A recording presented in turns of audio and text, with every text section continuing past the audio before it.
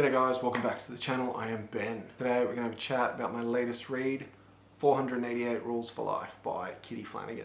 As you guys already know, because of course you watch every video I put out, I recently read Jordan Peterson's 12 More Rules for Life, Beyond Order, which is the sequel to his first rule book, I guess, 12 Rules for Life, An Antidote to Chaos.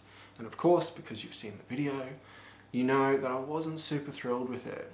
It just, didn't quite cut the mustard in my opinion. Anyway, I've already made a video on that, so I won't dwell on it. But I'd heard about this book by Flanagan, who I think is a great comedian. I almost always find her funny. And this book came out a few years ago when Peterson wrote the first 12 Rules book.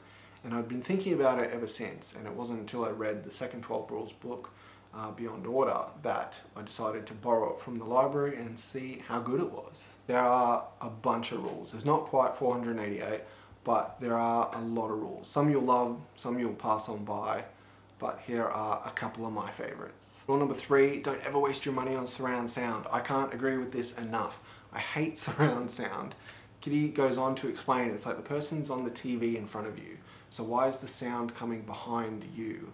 Right? Like the sound is coming behind them. It's not coming behind you. Like it's just a ridiculous thing. It's so weird. I hate it. Added to that, every time I've experienced surround sound, it takes the person, like you'll get the movie set up and they'll be like, oh wait, gotta get surround sound. It'll take them another 10 minutes. Or it could be 10 minutes into the movie by now, just for you to get your shitty surround sound organized. Like, cut it. Rule 24, one person cooks, one person cleans up. Pretty straightforward.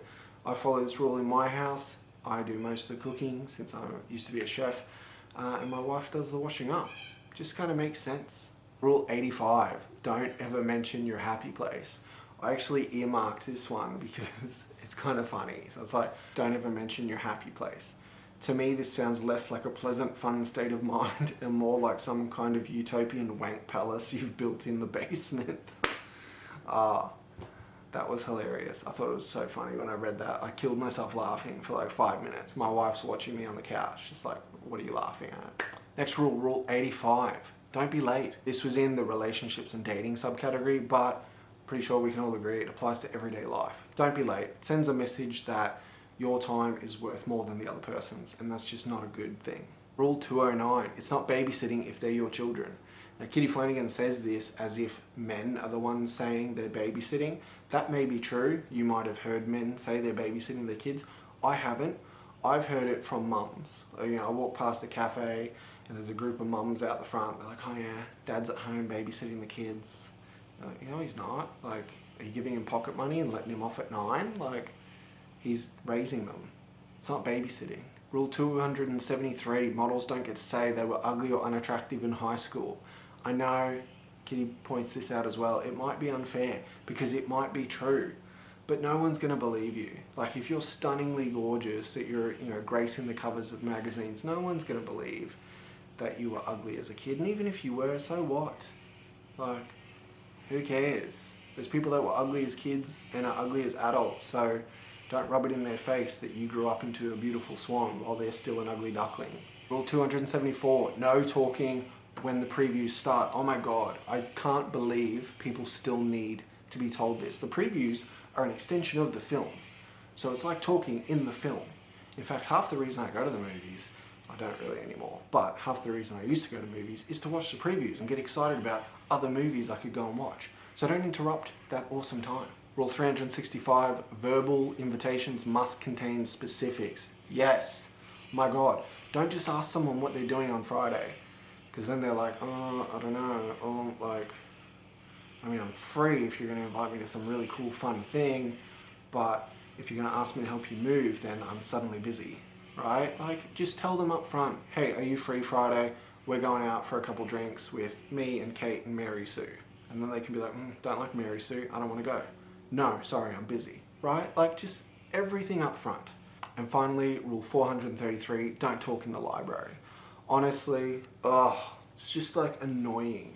I don't know when it happened, because when I was a kid in the 90s, no one spoke in the library. The librarian would chase you down like she's a bounty hunter. And you just shut up. If you had to talk, you would whisper, right? It doesn't happen these days. People are answering their phone calls. I was in the library once, maybe 2 years ago, and this girl 17, 18, answered her phone on speaker and then had a conversation with her friend, I'm assuming it was her friend, for like 20 minutes in the library. What are you doing? The staff said absolutely nothing. Most of the staff couldn't follow the rule of no talking in the library.